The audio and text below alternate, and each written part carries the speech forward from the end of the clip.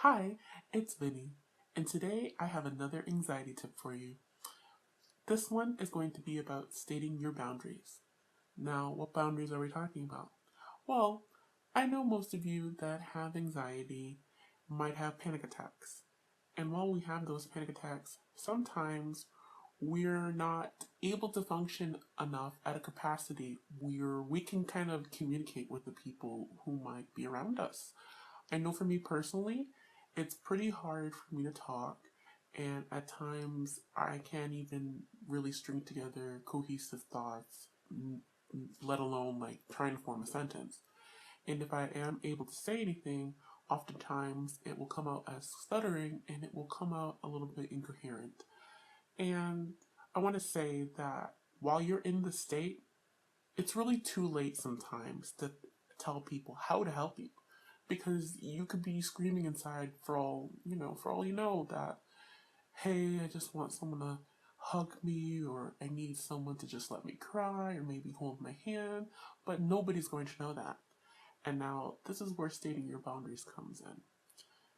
You need to talk to the people that are in your life, whether it be a family member, a friend, a significant other, and basically set them aside and explain to them what happens while you're having a panic attack and what kind of things you respond to positively. You're the one who's going to know best what things help and what things make it worse. Now, for me, I make sure to state that saying things like calm down is extremely triggering for me. I become more upset than I was before and could actually cause me to be angry rather than panicked or frightened. So we don't want to say stuff like that. Um, Another thing is, I don't like to be touched. I'm not into physical contact. And that's a little bit less to do with my anxiety, more to do with my PTSD. But when I'm in a panic state, I'm extremely vulnerable. So I know most people have a tendency when they want to comfort someone to put an arm around them, to hold them, hug them. I absolutely do not like that, and my panic will get that much worse. So, I basically say, like, hey, if you see me starting to panic, try not to kind of touch me. Just kind of try to soothe me with your words, so to speak. And this is very important because it's going to help not only the people that might be around you when this is happening, but it's also going to kind of help future you to de-escalate from that panic state. When you're up here, you kind of can't handle things to the best of your ability, and you want to implement these coping strategies, but you just can't.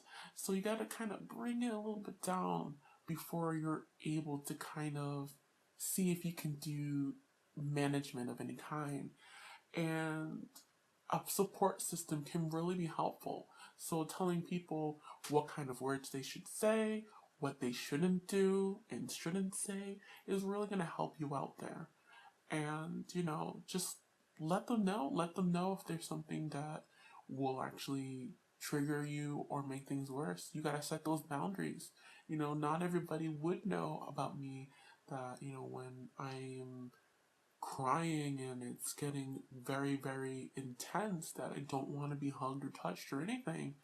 And sometimes I don't like people asking me questions. It's too overwhelming for me to think. I myself don't even like for people to ask me to communicate to them, because that's something that will make the internal process that's going on in my mind a much greater struggle.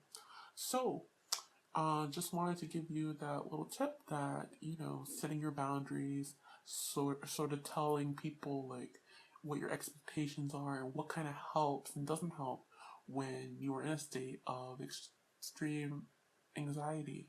It's really going to help. It's really going to pay off. And I just encourage you to try it out next time.